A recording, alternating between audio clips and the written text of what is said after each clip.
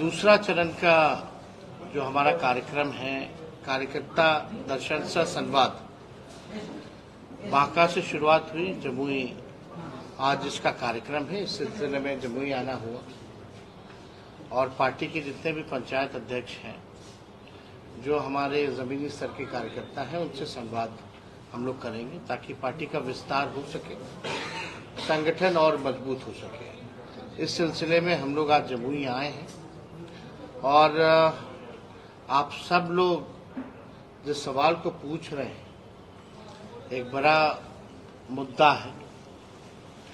हम कह सकते हैं कि जो शराबबंदी जो है केवल कागजों पर है और जहरीली शराब से लगभग 30 से ज्यादा लोग जो है उनकी मृत्यु हुई है और कई दर्जनों भर लोगों ने अपनी आंखों की रोशनी खोई है।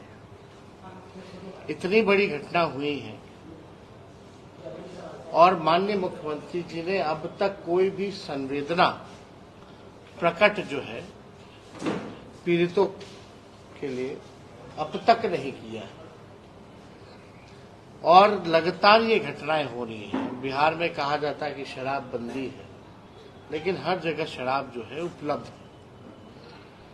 ये सत्ता में बैठे लोग, माफिया, अधिकारी, ये सब कंट्रोल कर रहे हैं। बिहार में जिस प्रकार से लगातार ऐसी घटनाएं बढ़ रही हैं, शराब उपलब्ध हो रहे हैं, ये पूरी तरीके से फेल है और सत्ता संरक्षण अपराध जो है ये किया जा रहा है।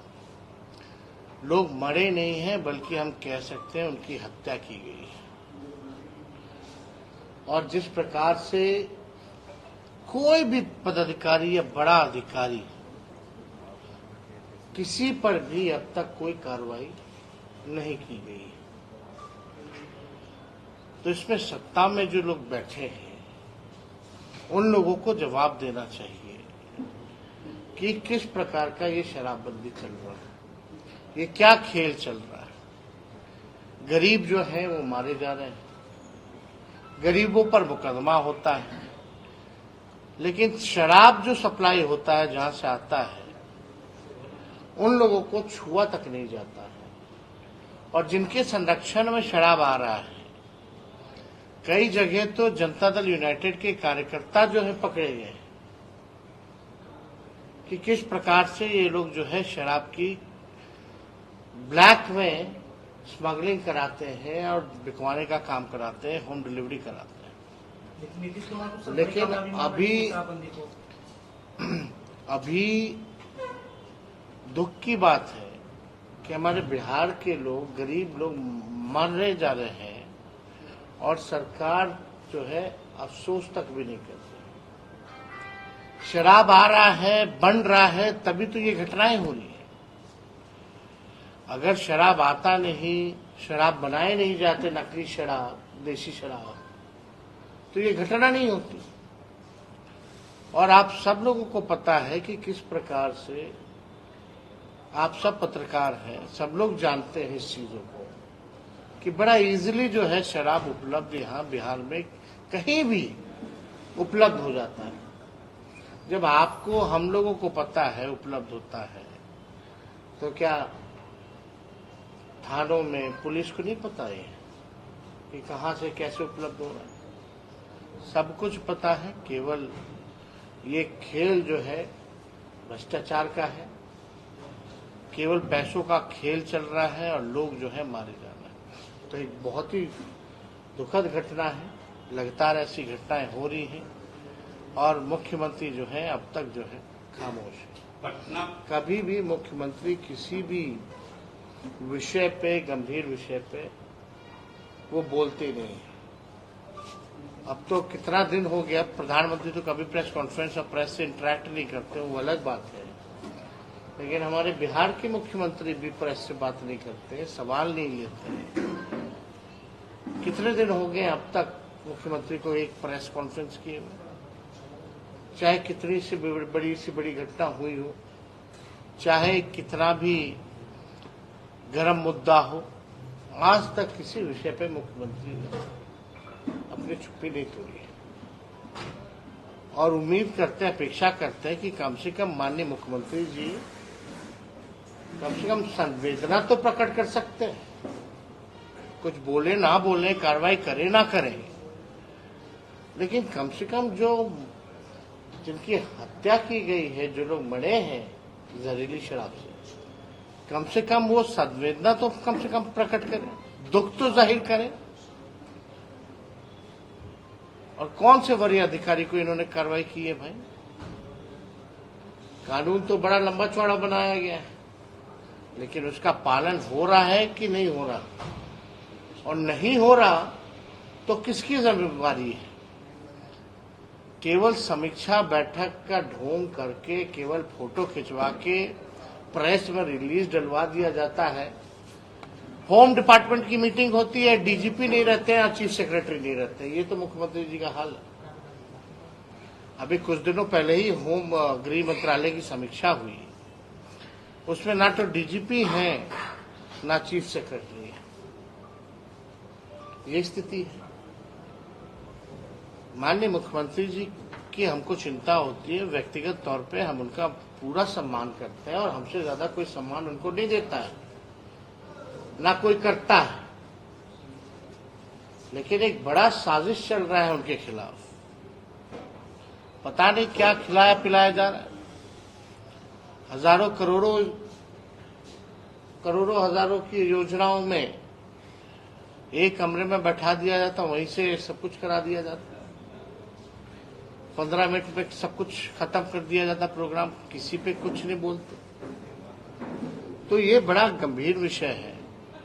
अब सब लोग समझ सकते हैं कि मुख्यमंत्री जी एक उम्र हो चुका है, उस पर कोई टिप्पा टिप्पणी हम नहीं करना चाहते, लेकिन जब बात आती है सरकार की चलाने की, तो इसमें माननीय मुख्यमंत्री जी बिहार चलाने लायक अब नहीं रह गए। अब उनके हाथ में बिहार सुरक्षित नहीं है। लॉ एंड ऑर्डर की क्या स्थिति है आप लोग सब लोगों ने देखा। घर में घुस के गोली मारा जाता, कितनी हत्याएं हुई हैं, बलात्कार हुई है, अपहरण हो रहा है डेली। एक दिन नहीं है जहां बैंक रॉबरी नहीं होती। इस पे भी कुछ नहीं। तो ये साफ है कि मुख्यमंत्री जी के हाथ में बिहार अब सुरक्षित नहीं है और पूरी तरीके से एनडीए की सरकार जो है, जो इनको 10 महीने हुए हैं सरकार चलाते हुए, डबल इंजन की सरकार, ये पूरी तरीके से फेल हो चुकी है, फ्लॉप हो चुकी है। एक नहीं, दो डिप्टी सीएम है भाजपा के, और दोनों की 10 महीने में एक उपलब्धि कोई बता दे तो मान जाए। कोई उपलब्धि नहीं। दिन भर गाली देना लालू जी को, हमको। अरे हमको गाली देना है, दीजिए, उसका हम स्वागत भी करेंगे, लेकिन बिहार के हित के लिए तो कुछ काम कीजिए। क्या काम कर रहे हैं भाई आप लोग? जो हम लोगों ने आरक्षण बढ़ाया, उसको हम लोग बोले शेड्यूल 9 में डाल दो, तो यहां तो कोर्ट जाकर के भाजपा के लोगों ने आरक्षण ही खत्म करा दिया। अब राष्ट्रीय जनता दल लड़ रहा है सुप्रीम कोर्ट में इसको लेकर के। मुख्यमंत्री चुप्पी साधे हुए। जो जाति आधारित गणना के बाद हम लोगों ने आरक्षण की सीमा बढ़ाई 65% और 10% EWS का रखा, यानी टोटल 75%। इस पे भी कुछ चुप्पी, एकदम मुख्यमंत्री अब बोल नहीं। इतना बड़ा निर्णय था, घूम घूम करके हम लोग गए, प्रधानमंत्री जी के पास गए, मुख्यमंत्री खुद गए साथ हमारे, कि जाति आधारित गणना करिए। अब क्यों चुप है भाई? आप तो पूरे देश में चाह रहे थे, अब तो आपके पास केंद्र में आप पार्ट है सरकार का, तो आप पूरे देश में क्यों नहीं करा रहे? तो कोई भी विकास का काम जो है बिहार में हो नहीं रहा। केवल जो है आप देखिएगा, बाढ़ जो आया, बाढ़ में भी क्या स्पेशल पैकेज मिला बिहार को। 7-8 में कोसी में जब भयावह बाढ़ आई थी, तो उसमें तत्कालीन प्रधानमंत्री मनमोहन सिंह, सोनिया गांधी जी, लालू जी रेल मंत्री थे, वो लोग आए थे, 1000 करोड़ का पैकेज दिया था केवल बाढ़ पीड़ितों के लिए 2007-8 में। इस बार कितना मिला आप बता दीजिए?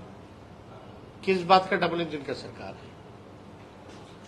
ये लोग केवल सत्ता हासिल करना चाहते हैं, सत्ता में बैठ के मलाई खाना चाहते हैं, लेकिन बिहार के हित के लिए ना गरीबी पे बात करते हैं, ना बेरोजगारी पे बात करते हैं, ना महंगाई पे बात करते हैं, ना पलायन पे बात करते हैं, ना निवेश पे बात करते हैं, ना कारखानों के बारे में बात करते हैं। 17 महीने में हम लोगों ने 5 लाख नौकरियां दी, 3 लाख नौकरियां प्रक्रियाधीन कराई। वो प्रक्रियाधीन नौकरियां जो निकली हैं, अब तक कोई बहाली नहीं हो पाया उस पर 10 महीनों में, अब तक नहीं हो पाया। कई विभाग आप देख लीजिए खोल के, पदे रिक्त हैं।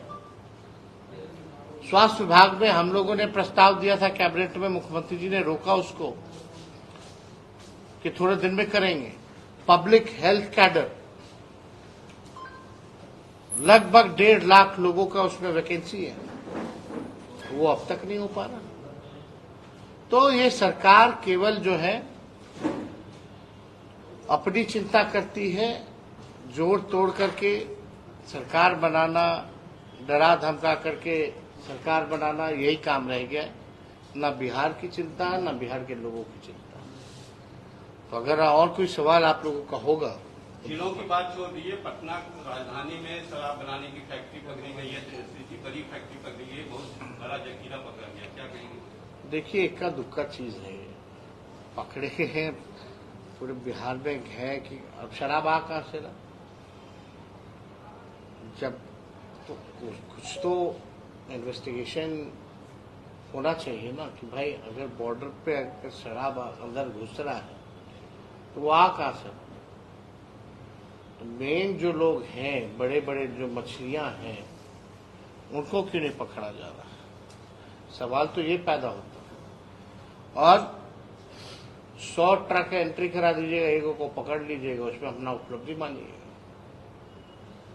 तो सब खेल जो है बिहार के लोग, सब लोग समझ रहे हैं। कांग्रेस ने कहा है कि शराबबंदी कर देना चाहिए बिहार से। देखिए, एक बात समझ लीजिए, ये विषय जो है, इस विषय पे हम इतना जरूर कहना चाहेंगे कि हम सब लोगों की कोशिश रही है, हम सब लोग ये भी चाहते हैं कि नशा मुक्त हो बिहार। शराब बंदी है लेकिन शराब उपलब्ध है, लेकिन और भी नशा की जो चीजें हैं, ड्रग्स वगैरह हैं, वो उसकी भी जो चीजें जो हैं वो बिहार में बढ़ गई हैं, काफी और भी नशा हो रहा है। तो देखिए, हम लोग तो ये चाहते हैं कि नशा मुक्त रहे बिहार, लेकिन इस विषय पे जो है खत्म होनी चाहिए, नहीं होनी चाहिए, इस पे हम अभी कोई टिप्पा टिप्पणी नहीं कर सकते, क्योंकि हम लोगों का एकमात्र लक्ष्य है कि भाई नशा मुक्ति जरूरी है। लेकिन इस चीजों पर जो है बाद में जो है लोगों को ऑल पार्टी मीट करके बहस करना चाहिए कि इसको और कैसे सुचारू बनाए, नशा मुक्ति के साथ साथ क्या होना चाहिए, कैसे होना चाहिए, इस पर चर्चा एक बार करनी चाहिए। गिरिराज सिंह यात्रा पे निकले हैं, पार्टी ने उनसे किनारा कर लिया है उस यात्रा का, लेकिन वो कहें कि हम हिंदू को जोड़ने के लिए निकले हैं, तेजस्वी जो है मुसलमान को जोड़ने के लिए निकले, क्या कहेंगे? आज से उनकी यात्रा शुरू हो गई है बेगूसराय। गिरिराज सिंह जी 10 साल से मंत्री है ना केंद्र में।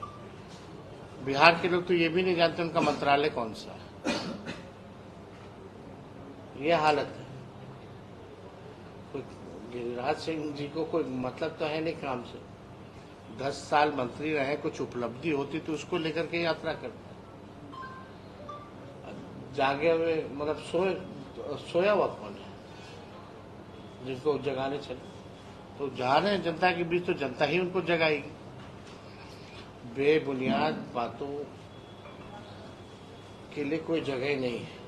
ये लोग केवल हिंसा पैदा करना चाहते हैं, नफरत पैदा करना चाहते हैं, समाज को बांटना चाहते हैं, उसके आधार पे अपनी राजनीति चमकाना चाहते हैं। गिरिराज सिंह जी कपड़ा मंत्री है ना, टेक्सटाइल मंत्री है, और अभी टेक्सटाइल पार्क कई जगह जो है 7 जगह जो दिया गया लगभग अलग अलग प्रदेशों में। गिरिराज सिंह जी मंत्री हैं यहाँ के, बिहार की हम लोगों की पहले से मांग है कि यहाँ भी टेक्सटाइल पार्क होना चाहिए। क्यों नहीं दिए बिहार को, बताए बिहार की जनता को। इससे पहले वो क्या थे, ग्रामीण विकास मंत्रालय उनके पास था जिसमें रूरल रोड्स वगैरह आता था, और हमारे पास डिपार्टमेंट था, अभी 17 महीने थे तो ग्रामीण कार्य विभाग मेरे पास था।